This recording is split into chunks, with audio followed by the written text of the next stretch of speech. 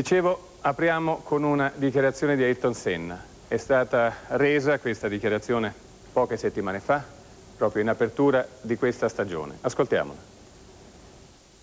Perché abbiamo tanti giovani in questi giorni in Formula 1, cominciato già un anno fa, la mancanza di esperienza porta agli incidenti. Anzi, se la FIA non riguarda questa situazione con molta attenzione e cerca in un modo positivo, costruttivo, di avere più controllo su queste situazioni per evitare l'incidente, purtroppo li vedremo di incidenti molte volte in questa stagione, che è una cosa che non va bene per il show, per il pubblico, per la corsa, per niente. Perciò questo è l'unico punto che ha una interrogazione, però fa parte della corsa. Quando uno è giovane sbaglia, come ho fatto io tante volte.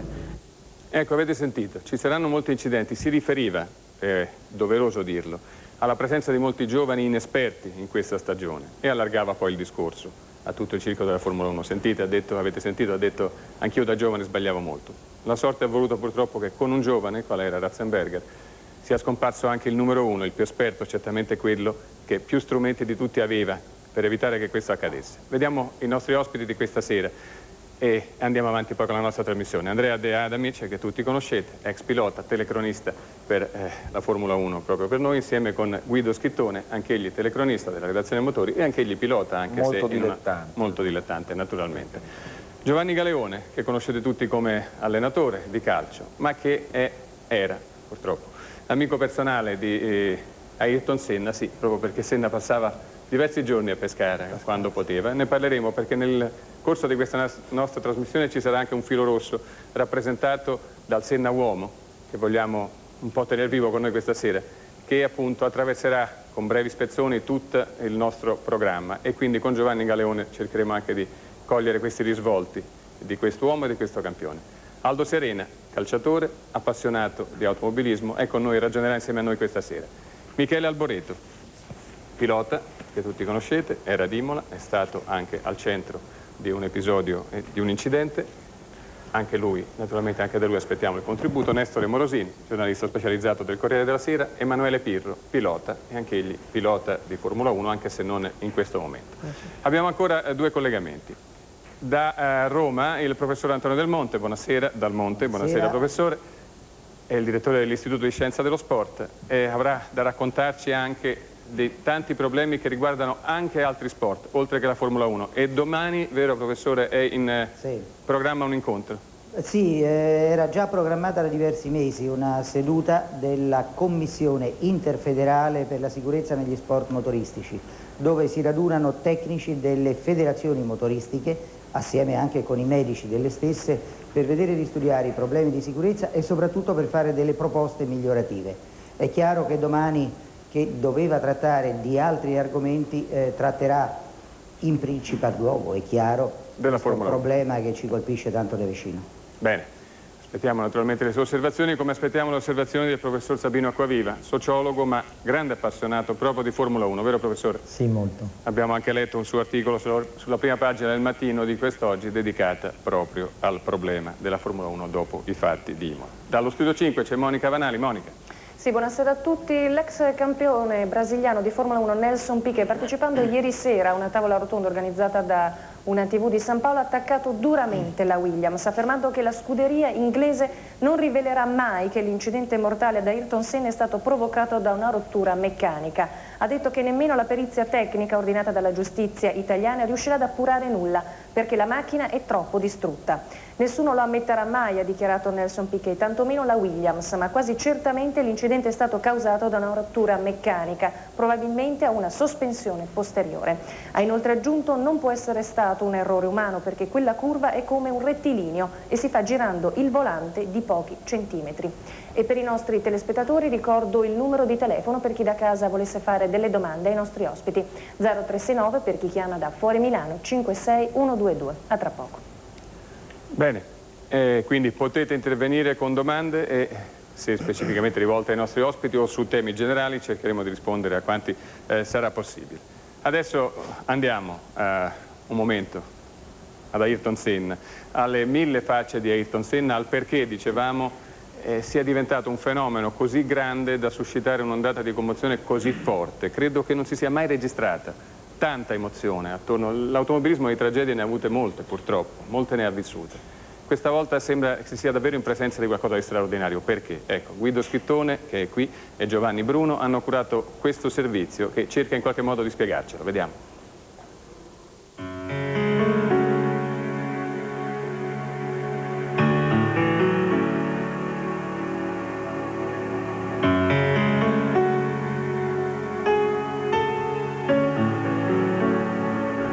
Sorrideva la gente perché correva per essa, perché per essa vinceva. La storia di un rapporto fatto d'amore e di rispetto.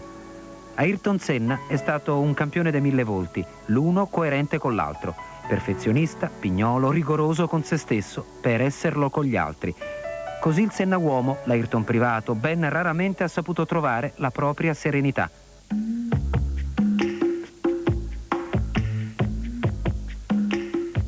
Ha dato il massimo perché sapeva di rappresentare un simbolo, non un eroe, piuttosto l'ambasciatore del Brasile nel mondo. Una convinzione suffragata da fatti concreti, non mania di grandezza. Tutt'altro, Senna ha guadagnato, ma ha investito in divertimenti, in imprese, ha devoluto in beneficenza, senza mai dare nell'occhio, in punta di piedi, con discrezione.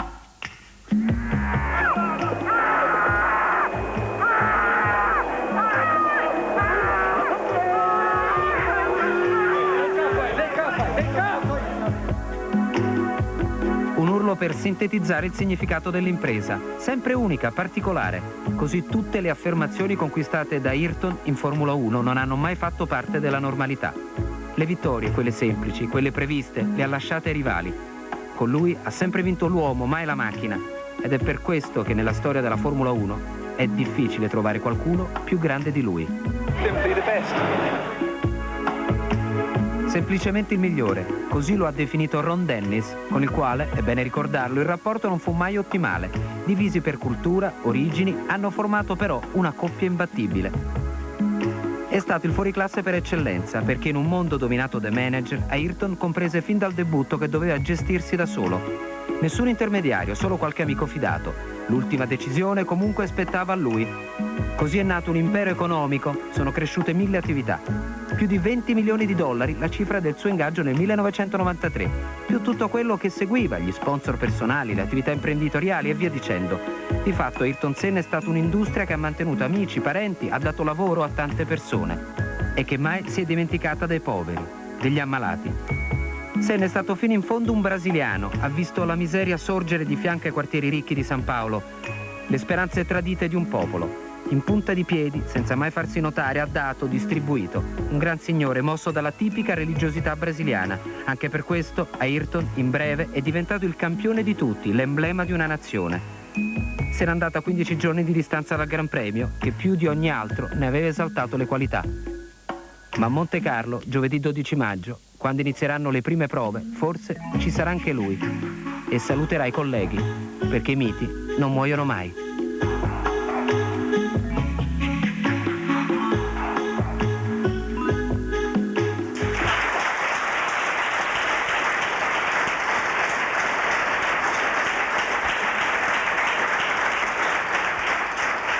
Accantoniamo l'emozione che ci prende inevitabilmente ed entriamo nel dettaglio. Abbiamo sentito una dichiarazione di Piquet.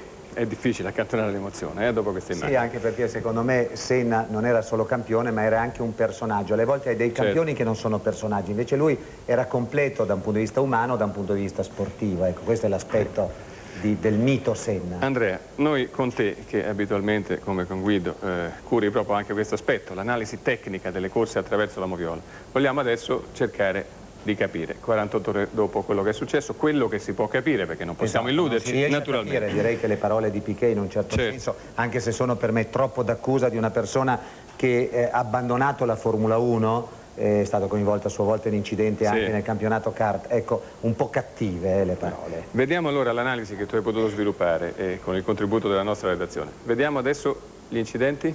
I 3 incidenti, quelli in pista, quelli dei piloti, non e cerchiamo di analizzarli. Ecco, è difficile analizzare perché tutto avviene velocemente. Direi che l'incidente, quello a cui siamo abituati è quello di Barrichello, il primo, Ecco, incidenti, ne abbiamo visti tanti in questi ultimi anni, però sempre abituati alla mancanza di conseguenze. Qui si è circa 200 all'ora, Barrichello.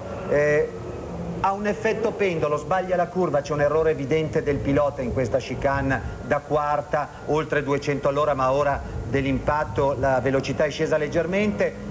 È un incidente che aveva abituato un po' i piloti a vivere senza il rischio, senza la valutazione di quelle che potevano essere le conseguenze. Poi c'è questo aspetto che hanno criticato in tanti, ma la macchina si ribalta un po' da sola prendendo in contropiede. I commissari che cercavano di aiutare Barrichello dicono se avesse avuto dei problemi al collo sarebbe stato gravissimo. E adesso l'incidente di Ratzenberger, vedete la macchina davanti già sollevata, ha perso un baffo anteriore, una parte di un baffo anteriore, si è sbilanciata l'aerodinamica ad oltre 300 km all'ora, l'impatto verso le barriere non segue la logica dell'errore del pilota, quindi l'angolazione verso il muretto, e qui c'è Alboreto che un po' contesta questo aspetto, ma poi toccherà a lui parlare in seguito, e qui vediamo delle immagini che in un certo senso non ci interessano più, ecco, vorrei essere... non vogliamo certo esatto, ci interessa cercare di capire perché c'è stato quell'impatto, ma lo abbiamo individuato molto chiaramente. Ed arriviamo all'incidente di Senna. L'incidente di Senna nella curva che precede quella dove Ratzenberger si è impattato nel muro. Siamo nel camera car, là davanti avete visto una traiettoria che non sembra neanche rettilinea, c'è quasi la sensazione che la macchina di Senna giri non più a sinistra ne vada dritta, ma giri leggermente a destra, ma può essere un effetto ottico della macchina invece di Schumacher, il camera car della Benetton di Schumacher, che invece prosegue la sua curva a sinistra. Cioè, questo che tu dici cosa vuol significare per chi... Ci sono, ma lo vedremo nel servizio dopo, ecco, ci sono in questo momento i due scintillii dell'impatto del fondo della macchina di Senna sull'asfalto, sulle sconnessioni dell'asfalto. La macchina ad un certo punto non si riesce a capire se c'è effettivamente un guasto meccanico, perché una rottura delle sospensioni avrebbe portato a degli scintillii continui dal momento in cui Senna perde il controllo della vettura fino all'uscita di strada. Invece c'è la sensazione che il fondo della macchina a quella velocità, un carico aerodinamico verso il basso per merito delle ali molto elevato, avrebbe dovuto strisciare per terra. Ciò non avviene. Allora è difficile stabilire dall'esterno le vere motivazioni di perché succede l'incidente. Possiamo in un certo senso analizzare di più perché Senna muore. L'impatto contro il muro ha un'angolazione molto accentuata, non da errore del pilota per intendersi, quindi è un impatto e non è una strisciata sul muretto che delimita. Poi c'è il muretto, certo. Però qui stiamo parlando di 300 abbiamo, all'ora. adesso ci dobbiamo fermare un momento, ma abbiamo anche delle immagini, se non sbaglio, sul giro precedente di Senna, in cui si può notare qualcosa di interessante. Possiamo, mi fanno segno, vederle subito, probabilmente il tempo ce lo consente. Volevo sentire intanto Alboreto sull'analisi che dà da giro precedente, la macchina di Senna scintilla molto più della Benetton, avete visto? Vedendo, in quel punto la Benetton scintilla molto meno, cioè è più lontana da terra. Guardate, vedete questi scintillii che la Benetton non ha, anche se Schumacher resta un pochino più largo rispetto a Senna in questa traiettoria. Può essere anche una scelta del pilota che sa che all'interno vuol dire che la macchina ha toccato. Sì, era più bassa rispetto questo che stiamo evidenziando e poteva avere più carico aerodinamico delle ali, quindi schiacciata a quella velocità di più verso l'asfalto. E quel cerchio evidenziava l'asfalto grattato dalla macchina che era passata. Certo, ci sono i segni, io sono andato a vedere il posto dell'incidente, ci sono i segni dei fondi piatti che toccano l'asfalto in quel punto, però a questo punto se sia poi una rottura meccanica o qualche cosa che fa perdere di imprevedibile controllo a Senna, ecco, questo personalmente è difficile da giudicare dall'esterno. Va bene, ci dobbiamo fermare un momento, naturalmente poi coinvolgeremo tutti nel dibattito. Riprenderemo tra pochissimo, avremo subito in apertura, ancora prima dello studio, delle dichiarazioni di Senna, il Senna uomo, dicevo, che ci accompagnerà, e poi vedremo nel corso del prossimo blocco questo documento inedito di cui vi parlavo. A tra poco. Una persona che è un uomo che si è fatto da solo. Il mio nonno, dalla parte di mio padre, era un motorista particolare, perciò mio padre è partito da niente proprio e si è fatto da solo, ha costruito una ditta dall'inizio fino ad avere 800 dipendenti, era un grande negozio, si è comprato tutte le fazende, ha fatto il suo mestiere, è stato un uomo di molto successo, La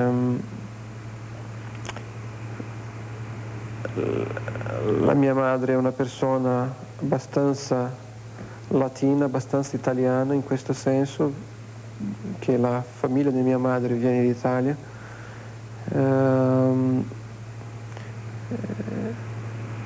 È una persona, sia la mia madre come mio padre, da chi ho imparato tutte le basi della mia educazione, dei miei valori, e grazie a loro sono arrivato a quello che sono arrivato. Poi abbiamo una sorella già sposata con 3 bambini, uno da 3 anni, altro da 5, altro da 9, che sono fantastici. Poi ho un fratello più giovane che non c'è niente da vedere con le corse, gli piace il computer, home computer, e lavora su questo mestiere. E, insomma, non siamo una famiglia molto grande, però diciamo abbastanza felice. Quella abbastanza felice come suona duro adesso. La bella intervista che abbiamo frammentato nel corso della nostra trasmissione è stata realizzata tempo fa da Antonella Del Prino. Ci accompagnerà. Ritrovi il tuo amico Ayrton, Giovanni? Io credo che basti guardare l'espressione che ha quando parla della sua famiglia, quando parla dei bambini, dei nipoti. È lui. È lui. Dunque, torniamo agli aspetti tecnici. Mi sembrava che Michele Alboreto non condividesse del tutto alcune analisi, alcune ipotesi, più che analisi, perché siamo nel campo delle ipotesi, no? Tra quelle che aveva proposto De Adamic riguardo alla dinamica dell'incidente. No, io credo che per la mia esperienza di pilota, credo che anche Emanuele sia d'accordo, quella è una curva dove non è possibile fare un errore, nel senso che se non c'è un guasto tecnico non si esce.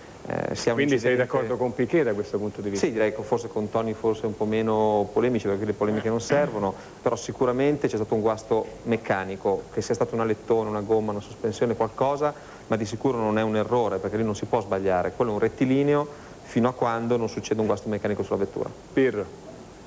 Sono d'accordo con Michele, io direi che quello che è successo a Barrichello il venerdì e l'incidente della partenza rientrano un po' nell'economia del rischio dei Gran Premi, invece i 2 incidenti purtroppo più gravi, quelli non dovrebbero succedere, perché chi costruisce le macchine dovrebbe avere l'esperienza e ha l'esperienza di farle in un modo resistente, che non si rompano. Invece purtroppo tutti e 2 gli incidenti è ovvio che è successo qualcosa alla vettura, e questo è difficilissimo. Quindi si propende per cedimento strutturale, insomma, di un qualche organo da parte vostra, dei piloti. Ratzenberger si vede ovviamente e questo l'abbiamo detto. Ma è per questo motivo, come ho detto prima, che mentre l'incidente di Barrichello segue la logica dell'errore del pilota, per cui una pista in un certo senso è anche costruita entro certi limiti e certe logiche, i 2 incidenti Ratzenberger e Senna non seguono un impatto secondo angolazione di errore del pilota nell'uscire di curva, è proprio il guasto tecnico probabilmente,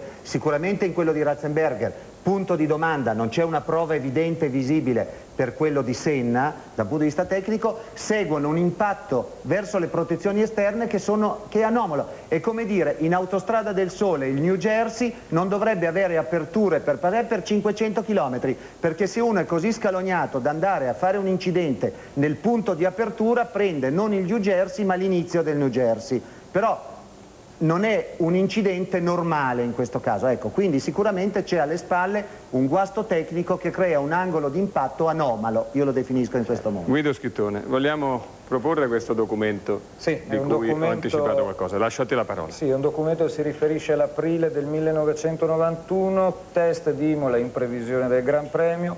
Il pilota è Michele Alboreto, la vettura è la Footwork a motore Porsche Tag. Può andare il documento. Commentatelo.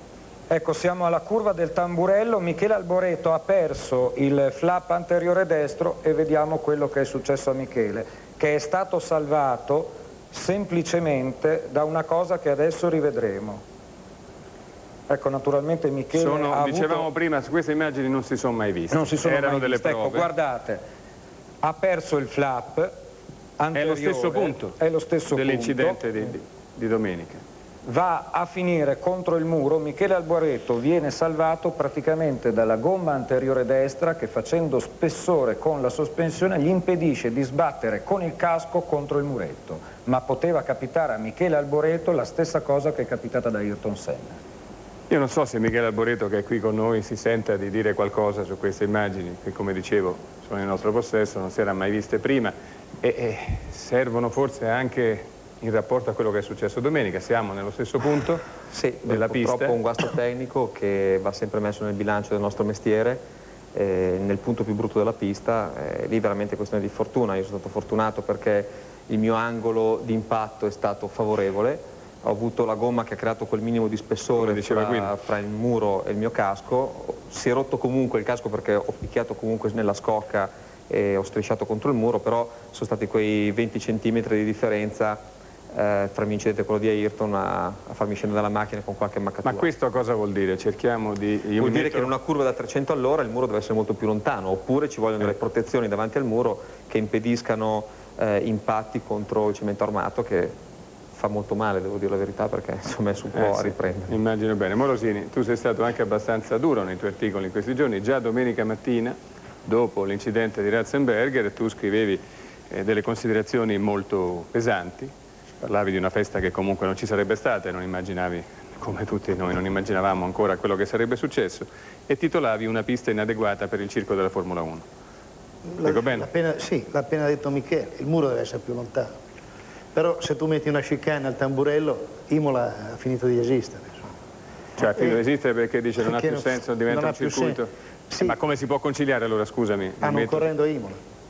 Secondo te non si deve correre a Imola? Non sono d'accordo.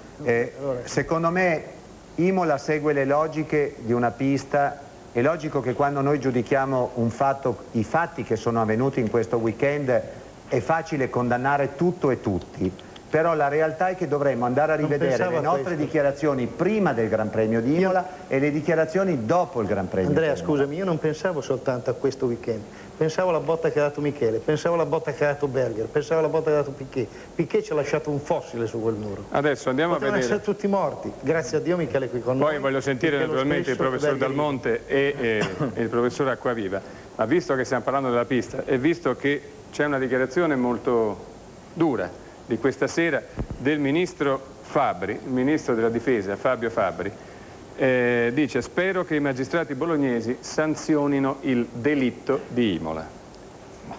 È una dichiarazione, come immaginate, un po' pesante. Un po' troppo forse. Forse un po' troppo, naturalmente. Massimo, mi sembra comunque che l'emozione del momento, che è un momento molto grave, stia facendo parlare tutti e proprio tutti. Ecco, noi siamo andati, siamo tornati sul circuito di Imola con Beppi Cereda, altro nostro collega della redazione motori.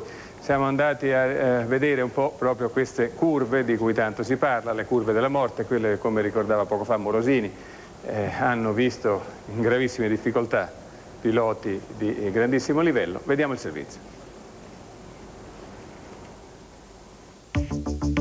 Fino ad una settimana fa era considerato l'autodromo più bello del mondo. Oggi è diventata la pista della morte.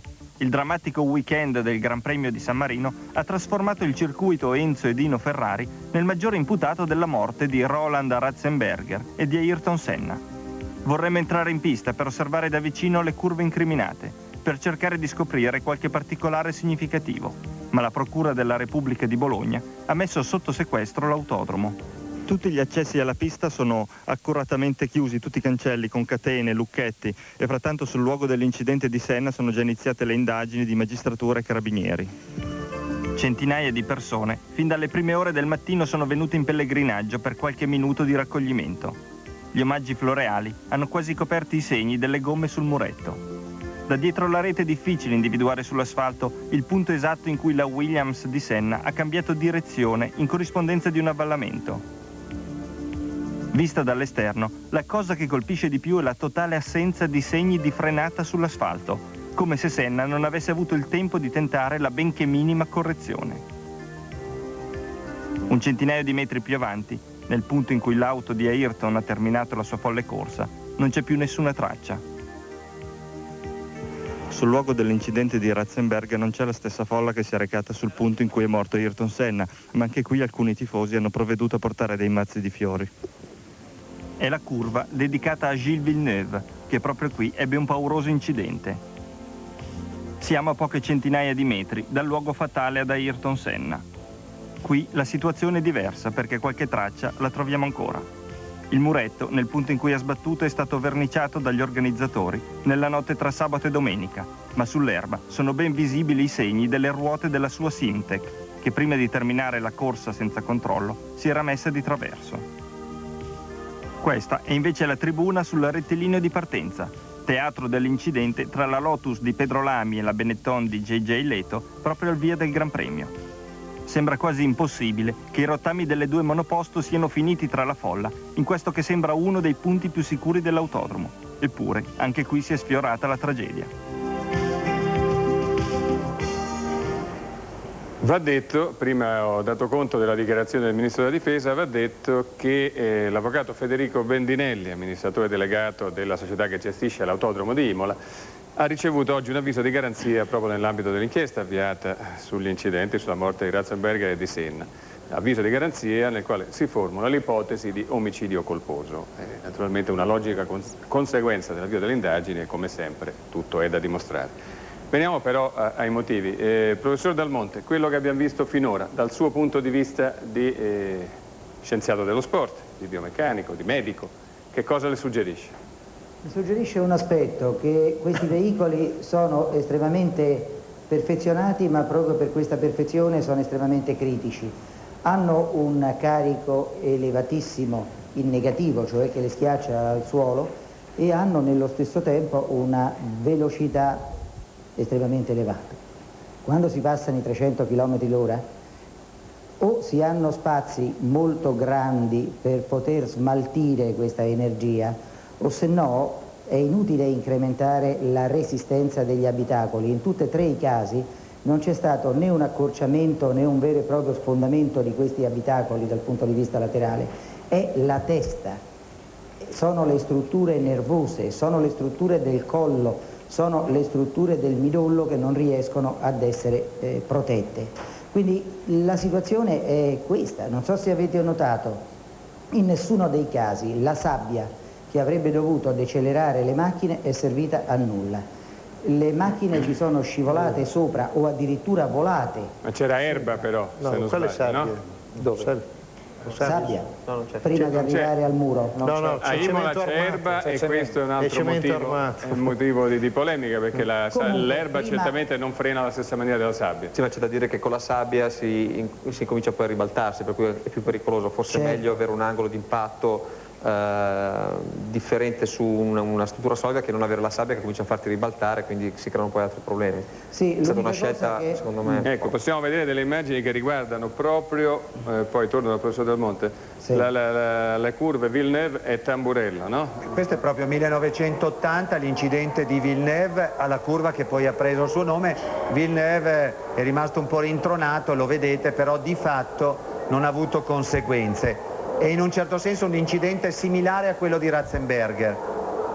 Poi lo scorso anno, vedete intanto Villeneuve, ecco qui Tamara Vidali che è stata toccata da un altro concorrente, gara di superturismo, prende fuoco la sua macchina, anche la Vidali è un po' scioccata dall'incidente in se stesso. Questo invece siamo proprio al Tamburello Piquet 1987. Pensate, un incidente similare a quello di Alboreto, a quello di Senna, però c'è questo testacoda, quindi che rallenta notevolmente l'impatto contro il muro. Ma è anche la situazione... Ecco invece l'incidente di Berger, sì. Qui c'è un guasto 1989 e vi ricordate, adesso la macchina prende fuoco, e qui vennero elogiati i servizi certo antincendio della CEA dell'Autodromo di Imola per la velocità di intervento. La critica di 1 minuto prima dell'arrivo dei soccorsi medici, onestamente 1 minuto a me non sembra, al di là poi che era inutile l'intervento, ma lo vedremo dopo. Sì. Ecco, direi che questo è il momento. E poi abbiamo logicamente l'incidente, eccolo qui, di Senna, che lo vedete dà la sensazione di avere un'angolazione addirittura verso destra, neanche uscire in modo rettilineo per la tangente, proprio addirittura qualche cosa che fa deviare la macchina dall'altra parte rispetto alla traiettoria della curva. Ecco, secondo me in ogni caso qui stiamo discutendo non tanto gli incidenti in se stessi e l'autodromo eccetera eccetera, ma le conseguenze degli incidenti. Vi eravate, tra virgolette, abituati bene, tanti incidenti vedremo degli altri servizi, ma sempre praticamente senza conseguenze fisiche. Anche tu stesso, Michele, lo scorso anno, in un punto pericolosissimo da un punto di vista di velocità, ma le macchine hanno resistito perfettamente a quello che era un impatto veramente incredibile. Ecco, qui possiamo chiedervi, tu sei sì, però il mal di testa rimane a noi durante questi impatti, perché poi dicono tutti che le macchine sono sicure, ma non ci sono loro, cioè le persone che poi fanno i regolamenti e gestiscono la Formula 1 non sono poi in macchina a sentire l'impatto che si prende contro un muro, per cui appunto chiaro, per questo abbiamo probabilmente qualche maccatura e ecco, poi adesso si cerca di dare la nostra opinione, ma poi andrebbe analizzata molto più profondamente questa situazione. Adesso voglio sentire tra un attimo il professor Acquaviva. C'è però una telefonata di un telespettatore. Monica Vanali, sei tu in contatto, credo? Sì, infatti Massimo, c'è in linea il signor Paolo Orsini da Chieti che ha una domanda da farmi. Signor Orsini? Sì, signor Orsini. Pronto? Sì, siamo in ascolto, siamo in diretta. Buonasera. Buonasera, dica. Senna aveva sulla sua Williams, sulla sua sinistra, la Pace Car. E quale motivo in pratica... Aveva, mi scusi? Aveva la telecamera sulla sua macchina, sulla Williams era sulla sua sinistra. Come mai al momento dell'impatto, o meglio prima, non compare nessuna immagine, o meglio la RAI non ha trasmesso? Era disattivata o volutamente... Sentiamo un momento Deana Vinceschitone. Credo che siccome la camera car è controllata direttamente da una regia foca non fosse in azione. Ecco, ci sono tanti camera car, come vengono definiti, su più macchine. Non sono tutti sempre in registrazione e mandati eventualmente in non onda. per dolo, ma perché al momento bisogna scegliere quale immagine mandare. Onestamente che se ci fossero state le immagini sarebbero state proprio mandate. Anche come documento sarebbero state utilizzate e mandate in onda. Professor Acquaviva, io poi con lei voglio parlare proprio di questa forse sindrome, possiamo dire, di impunità che poteva aver preso i piloti, visto che per fortuna per tanti anni non era accaduto nulla. Ci dobbiamo fermare un momento, devo tornare poi anche dal professor Del Monte. Ci rivediamo tra poco ancora con i nostri servizi e le nostre testimonianze, tra poco. Io penso che il sentimento nella gente è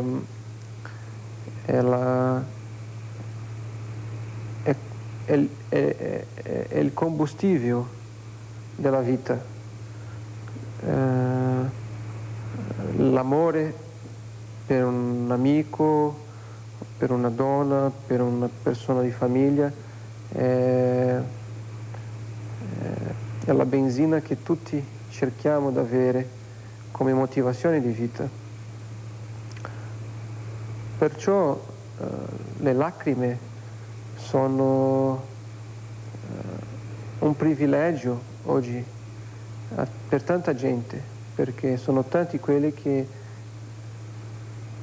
da delle condizioni del nostro mondo oggi molto cattivo non sono mica capaci di piangere, e io mi sento molto tranquillo su questo perché sono abbastanza sensibile e il sentimento fa parte costante del mio giorno, della mia vita.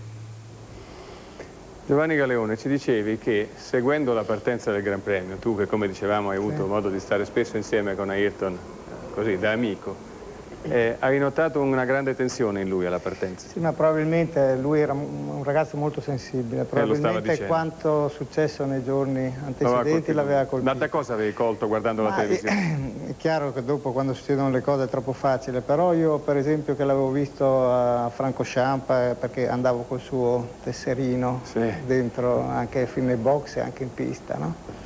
E lui era sempre molto tranquillo, tutti i piloti lo sono, sembrava quasi facesse yoga.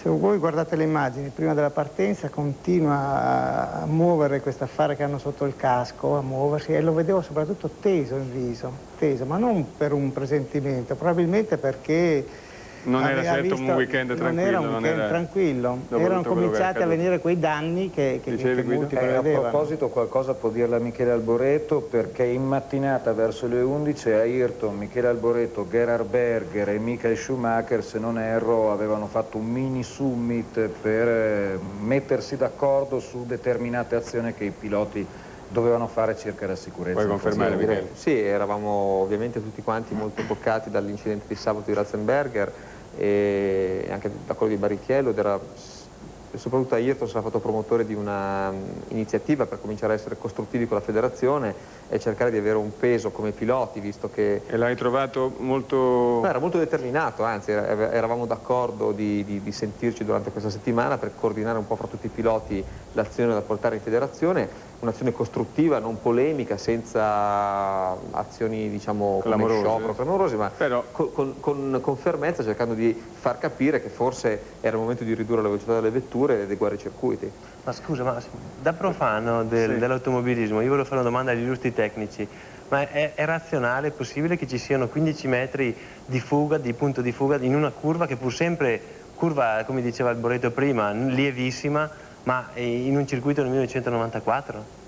È possibile che siano 15 metri, una via di fuga solamente 15 metri? Così breve, dice Serena. Non so, ti rispondono che non possono abbattere gli alberi che sono dietro al muretto, quindi non si può modificare. Cosa c'è, il fiume poi lì? Sì, c'è il fiume, ma io ho detto una cosa, volevo dire una cosa al sindaco di Imola, che a Milano abbiamo coperto il naviglio da tutte le parti, figuriamoci se si può coprire il Santerno. Si può coprire il Santerno. Sì, ma non riduciamo il problema. No, certo, semplicemente a Imola. No, io credo che Imola non sia perché fra un mese Alboreto sta dicendo Imola non è l'unico circuito pericoloso. È peggio ancora, Silverstone è pazzesco, peggio. Spa è pazzesco. Il più terribile di tutti, perché a Spa c'è una curva che si fa a 300 all'ora senza levare ed è una discesa e una salita col muro neanche a 20 metri, a un metro dalla pista, per cui però sono di più pericolosi. L'autorità sportiva ha sempre cercato di lavorare obiettivamente verso una sicurezza di quello che potevano essere le conseguenze dell'incidente. C'è stato in un periodo, non so se tu eri già in attività Michele, parlo forse di un periodo anche mio, in cui c'era la teoria che mettendo i guardrail il più vicino possibile al bordo pista si impediva alle macchine veramente di raggiungere delle angolazioni per cui appena uno sbagliava trovava subito il guardrail che in un certo senso impediva un impatto tipo quello di Senna. Però ti rimandava nella pista. Però poi c'era la controindicazione di rimandare la macchina in pista. Però per un certo periodo i guardrail venivano messi vicino per non lasciare uno spazio sufficiente ai bordi pista per cui la macchina potesse effettivamente creare questi impatti. Ecco, qui intanto stiamo vedendo il contributo Giappone, gli incidenti di Senna. Qui vedete Australia. Prima abbiamo visto Giappone quando tra Prost e Senna ci fu l'impatto che diede il titolo a Prost. Qui è l'impatto di Senna nel bagnato in Australia, una gara molto criticata per le condizioni climatiche. Andava sospesa. Qui di nuovo ritorniamo in Giappone, qui è la volta di Senna, vedete che all'interno ma dietro rispetto a Prost crea un contatto che di fatto dà il titolo questa volta invece però a grande Senna. via Quindi, di fuga. rischi calcolati, sì, però qui stiamo parlando in ogni caso di situazione, lo vediamo da dietro là davanti l'impatto tra Prost e Senna nella curva subito dopo il via. Quindi sono momenti logicamente delicati. Guardate di nuovo questo errore di Senna in Messico che si cappotta in prova, cercava la pole position. Vedete che anche Senna sapeva che cosa vuol dire essere coinvolto in un incidente, ma non aveva mai avuto conseguenze fisiche in funzione di questi incidenti. Professore Acquaviva, e poi torno al professor Dal Monte, dicevo prima, proprio perché per fortuna in Gran Premio non si moriva più da 12 anni, De Angelis morì in prova nell'86, comunque dall'86 non c'erano state più vittime, può aver fatto nascere nei piloti, adesso sentiremo in Alboreto, anche un abbassamento forse della sensibilità nei confronti dell'ipotesi estrema, una sorta, dicevo, di sindrome di impunità, non crede? Ma io francamente devo dire che si era creata un po' in tutti una sindrome strana, cioè i piloti, il pubblico, tutti quanti avevano acquisito una sicurezza che prima non c'era. Ma devo anche confessare che la mia reazione dopo l'incidente mi ha quasi spaventato. Cioè io ero affascinato, spaventato da quello che accadeva, direi inorridito dall'ipotesi che potesse morire un pilota e nello stesso tempo ero affascinato da quello che stava accadendo. Cioè mi sono improvvisamente svegliato da una specie di sogno in cui la tecnica era una cosa quasi sicura, una specie di Dio in terra, e invece non era così. E io penso che questa sensazione che ho provato io e che ho ritrovato nella gente l'abbiano avuta anche molti piloti e anche molti organizzatori. Sentiamo Pirro e Alboreto, è davvero un punto di non ritorno, cioè un qualcosa che cambia il vostro modo di essere nella Formula 1? Diciamo che tutti noi siamo consapevoli che di anno in anno si va sempre più forte e non è che c'è questa sindrome di impunità, assolutamente, anzi ci rendiamo conto benissimo che le accelerazioni che si sentono in macchina sono il sintomo che le vetture sono sempre più veloci, quindi sappiamo che un impatto a una certa velocità ci si fa male, non è incoscienza, lo sappiamo benissimo. No, qui non si parla di incoscienza, mentre vediamo immagini festose di Senna, dei suoi successi, vogliamo rivedere anche questi, sappiamo che c'è tanta gente stasera che ha voglia anche di rivedere il suo campione nei momenti felici. Io dicevo, non è tanto questo, e coinvolgo naturalmente anche Pirro e chiunque altro voglia intervenire, è che alla fine abbiamo visto incidenti di grande spettacolarità, scusate la parola, al termine dei quali però qualche contusione, tu giustamente dicevi il mal di testa poi rimane a noi, però è un mal di testa, come un tamponamento. Io mi sono fatto anche qualche ricucitura all'ospedale di Imola e abbiamo avuto anche qualche altra conseguenza anche più grave, perché ci ricordiamo soltanto di quelli che sono ritornati a correre, ma ci dimentichiamo di Donnelly, che a 4 anni dal suo incidente è ancora messo molto male, di Philip Strife, che è su una sedia a rotelle, e di tanti altri, per cui voglio dire lei ragazzone, lei stesso, per cui voglio dire ci sono tanti aspetti che vanno valutati. Alla fine di un incidente tutti noi andiamo in federazione, portiamo le nostre proteste. L'anno scorso, dopo il warm-up in Belgio, abbiamo chiesto che venisse modificata la curva che andremo ad affrontare credo a Spa, perché in un anno non sono riusciti a cambiarla questa curva nonostante le nostre richieste. E se non l'avranno cambiata, cosa farete? Ma non so cosa faremo, qualche cosa faremo, però a un certo punto non lo ordina il dottore di correre, ti dicono questa è la pista, queste sono le macchine, se non te la senti stai a casa. A quel punto c'è qualcuno che magari rinuncerà, qualcun altro che invece non lo farà. Lo vedremo, però secondo me se ci fosse un po' più di considerazione nei confronti dei piloti e se noi ci organizzassimo forse un po' di più senza aver paura del team manager che ti mette a piedi, cosa che peraltro per me può essere relativa ma per i giovani forse un po' più difficile, forse potremmo avere anche un po' più di peso e essere un po' più ascoltati.